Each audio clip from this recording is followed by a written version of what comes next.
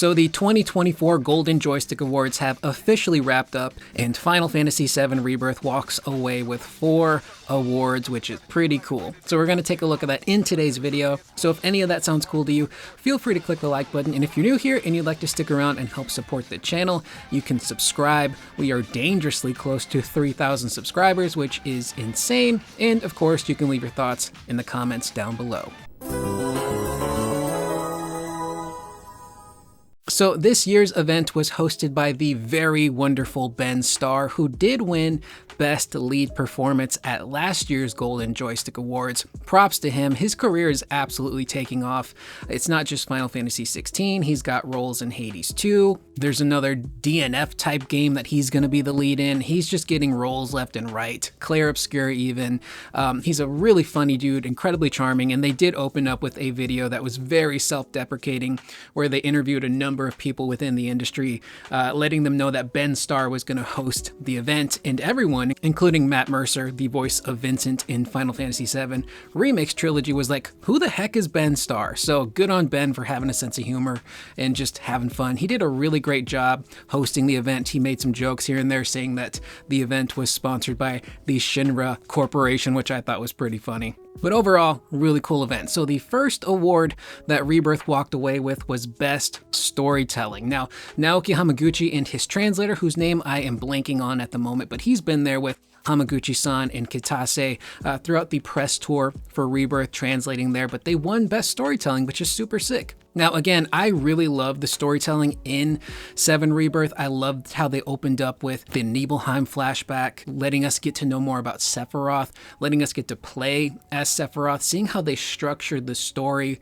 the way that Cloud supposedly remembers things happening, and down to the little details of that Nibelheim flashback of Cloud going up to the water tower and sitting down with his Buster Sword, which, you know, shouldn't be physically possible, but I'm pretty sure that was done on purpose because, you know, as we know in the story, that's not really what happened. So Cloud wouldn't remember those details, but having the bits of Zack kind of strewn throughout the game, I would have loved more Zack. He was wonderful, but they really did keep you hanging on piece by piece, chapter by chapter, with Zack wanting to know where his story was going, what was, you know, his involvement going to inevitably be, until they build up to him and Cloud actually reuniting at the very end to face off against Sephiroth. Which I myself and a lot of people, we thought that was going to happen in part 3, but no, they subverted expectations and completely changed the game and had that happen in Rebirth instead. But all in all, I love the narrative in this game, especially the ending. I know it's messy for a lot of people, but I really love that they took a big risk with how they portrayed that ending. It's mad confusing. It's jumping around from, you know, potentially different timelines and worlds and whatnot, but I love that. I love that they took a risk. And again, I think once part 3 comes out, we can look back a little bit more on the narrative of Rebirth and kind of, you know, really properly judge it as a finished story. Then the trilogy will be done. But it's just such a phenomenal game. Every story beat I genuinely enjoyed. Again, the pacing I thought was great.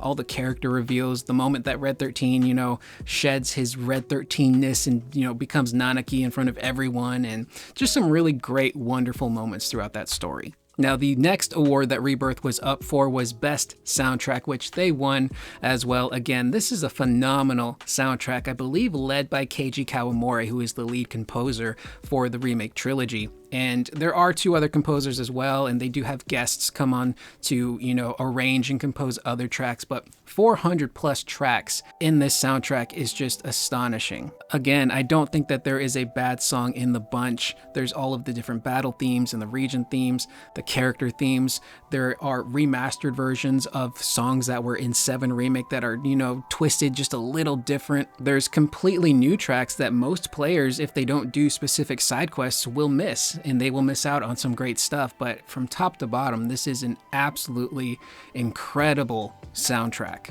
And it's filled with so many earworms, so many songs that will get stuck in your head over and over again. Again, the one that I really love the most is Fight for a Stamp. That battle version is just so infectious. It works your way into your ear and it just never leaves. There's one that I think is really awesome, the main theme of FF7, having that not only be a region theme, but for them to find a way to twist it into a battle theme, I think is just so good, and it sounds so incredible. It really, I think, sets the tone perfectly for Rebirth, and not just the entire franchise, but Rebirth in particular, just hitting the ground running and letting you know where the story is going to go. Now, the next two awards that Rebirth takes are performance awards, and I have to say, I really love how the Golden Joystick splits up their performance category. It's not just one singular category with a bunch of people lumped in. They separate it by lead performance and supporting performance. And with a game like FF7, you can make the argument that almost every character in the main cast is a lead character. However, this really is Cloud's story. There's so many big things that happen for him as a character that it makes sense for him to be considered the lead character when someone like Aerith is a supporting character. And the winner of supporting character was Brianna White for her portrayal of Aerith, who, again, I think this is very well deserved. Brianna's been doing a lot of interviews lately. She's been doing, some written interviews that are really great reads, but she also has a video interview, basically like a podcast that she did recently with the Academy of Interactive Arts and Sciences YouTube channel. They've covered Final Fantasy before, but it's a really great interview where Bri just talks about the entire audition process for this character, how she actually auditioned for Aerith and Tifa, but she was leaning way more towards Aerith, how she was trying her best to pay respects to the character and the actors that came before her, and really trying to match the Japanese interpretation of Aerith as close as she could. It's a really awesome interview that I will leave a link to in the comments down below if you'd like to check it out. But Bri winning, she looked so overwhelmed with emotion. She looked gorgeous too. What she was wearing was beautiful. And to see her go up on the stage and just be so embraced by the gaming community who voted for her to win this award is just so cool. And I'll leave a clip here for you guys towards the end of her performance because she had a really beautiful, inspiring speech about the character of Aerith and how she kind of inspires all of us to live our life. Thank you most of all to the fans who voted, who love this game and this character. We literally could not be here without you.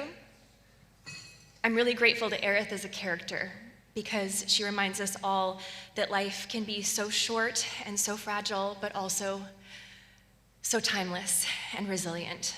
So you might as well have fun with it, right? Thank you. So again, big props to Brianna. Again, I think she does such a stupendous job in this game.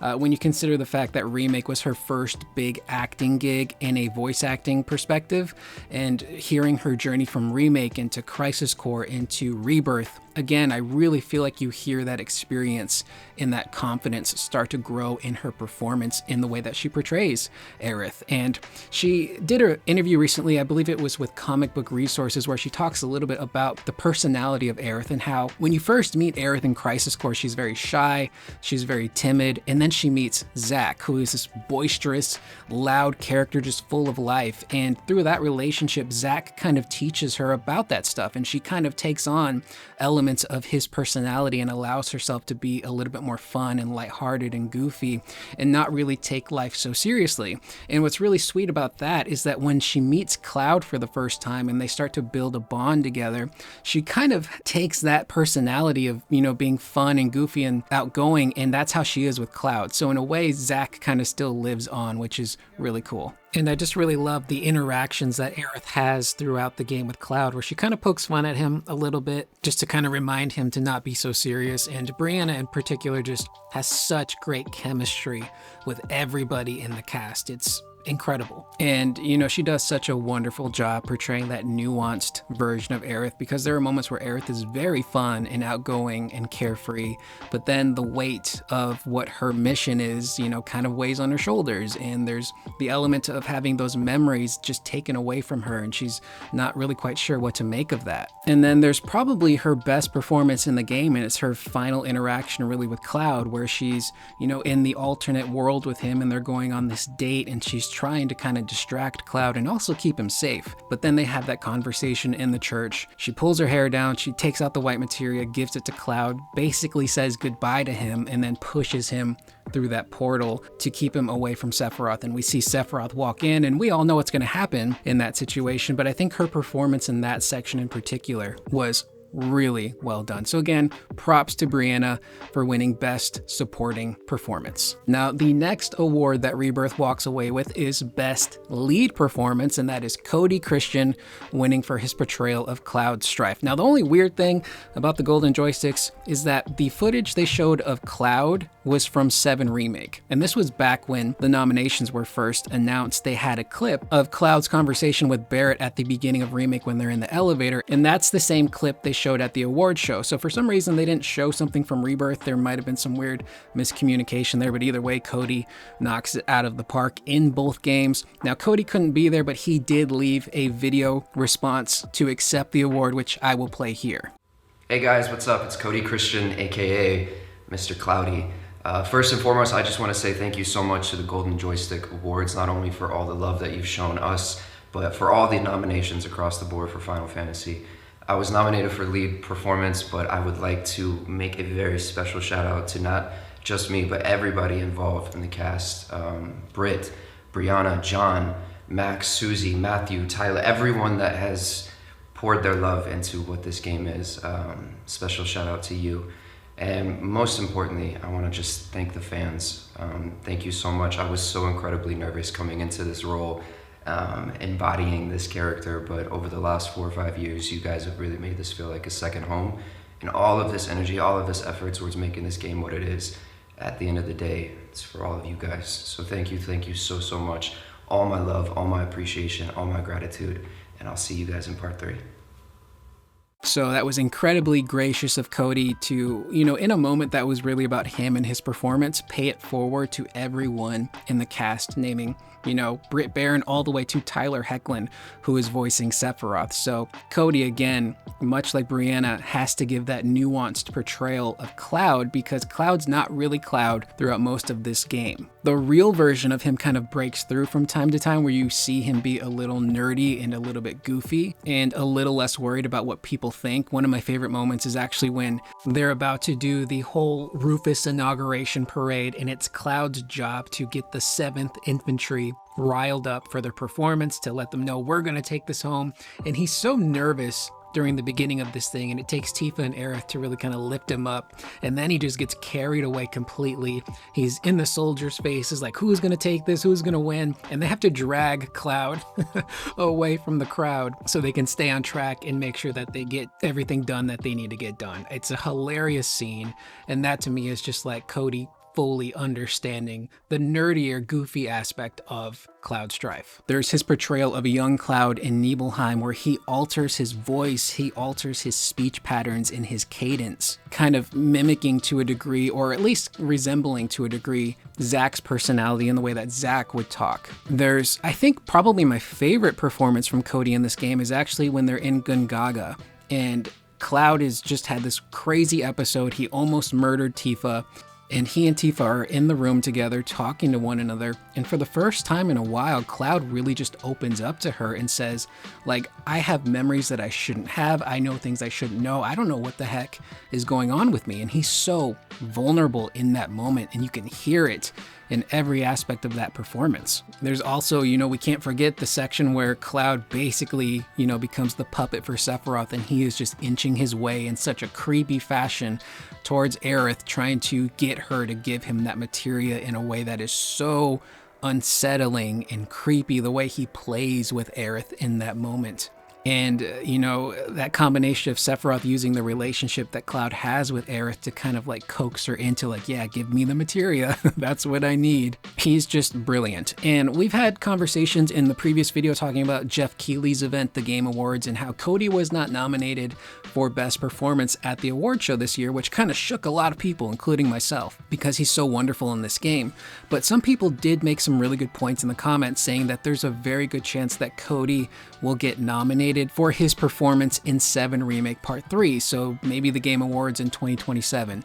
And the more I thought about that, the more I realized, yeah, that makes way more sense, because if you look at the section of the story that we're getting in Remake Part 3, Cloud goes through so much stuff. And that is going to require Cody to really, push himself even further and give an even greater performance. There's, Cloud becoming comatose and having to be taken care of by Tifa. There's the moment where Cloud, is going to properly experience the death of Aerith from beginning to end instead of blacking it out. And from my understanding, again, Cody already recorded the dialogue for that scene in particular.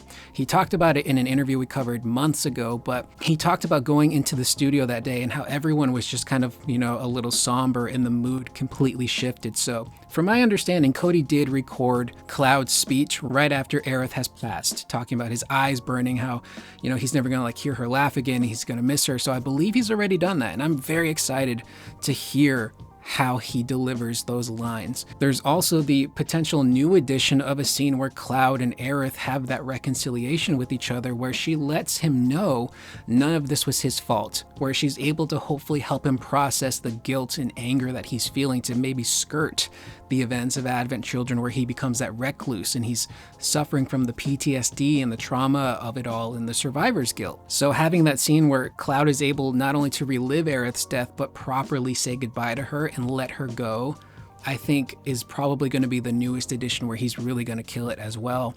And then there's the part where Cloud becomes Cloud. He gets his proper memories back and placed in the right order, and he becomes, that Let's Mosey Cloud. And I'm pretty sure he's probably going to change his delivery a little bit after that moment happens where he's a little bit goofier, since he's going to be a Cloud that is a little bit more goofy, a little more lighthearted. He's not going to become a caricature or anything like that, but he's just, himself. For the first time, he is truly Cloud Strife. So I think Cody will get his flowers for that performance at Keeley's event, in 2027 or so. But again, congratulations to Cody and Brianna. Both of them are such phenomenal picks for these characters, and they do an incredible job delivering these dialogues and staying true to the source material, staying true to the way that the devs write and animate these characters, and staying true, in my opinion, to how we, remember these characters. We love these characters for a reason, and I feel like their performances are making it even easier for that love to grow and want us to really care about these characters. They are knocking it out of the park, as I like to say. Now, the final award of the evening was the Ultimate Game of the Year. Rebirth unfortunately did not take this, but it did come in at number 2. And what's really interesting, and I'll play the clip for you guys in a second, but when they were revealing the order of votes of who got the most votes, they started off with 5, 4, 3, 2, 1. And when they got to 2 and Final Fantasy VII Rebirth popped up, there was an audible gasp of disbelief from the entire crowd going, hang on a second, Rebirth didn't win Ultimate Game of the Year, which was pretty shocking. Final Fantasy VII Rebirth. So the eventual winner of that award would be Black Myth Wukong, or Wu-Tang, as I like to say, which again, this whole entire event is fan voted. So if you get the Wukong community in on this, they're gonna take Ultimate Game of the Year. That's just kind of how it works. A lot of Wukong fans out there that love this game, they were gonna vote for it to get Ultimate Game of the Year. But seeing Rebirth come in at number 2, and I believe Ben Starr said the entire event had 12 million votes combined, so Rebirth got a lot of that love from the gaming community, which is super cool. And again, we don't know what's going to happen at Jeff Keighley's event, but to see the Golden Joysticks, to see that the gaming community loved and supported Rebirth so much and gave it that recognition at this event, I think is a really beautiful thing. And that, I think, is a little bit more important to me, is just making sure that this game gets its flowers. It gets that recognition, not just from game journalists and the gaming community, but the public can see as a whole, this is a really awesome, special game. And for them to win those 4 awards at this event, super cool, man. And again, I think it is greatly deserved. They put a lot of work into this game from top to bottom. All of the details that I think about that went into the story, that went into the animations, that went into, combat mechanics, to performances, to music. These developers truly love this franchise. They love this world and these characters and want to ensure that they pay the most respect possible to, the FF7 legacy. So pretty cool in my book. With that being said, that is the video. Let me know in the comments down below, what did you guys think of the Golden Joystick 2024 awards? What do you guys think of the wins that Rebirth got? Let me know in the comments down below. I am Curious Corduroy. I will see you guys in the next video. Please remember to always be excellent to one another.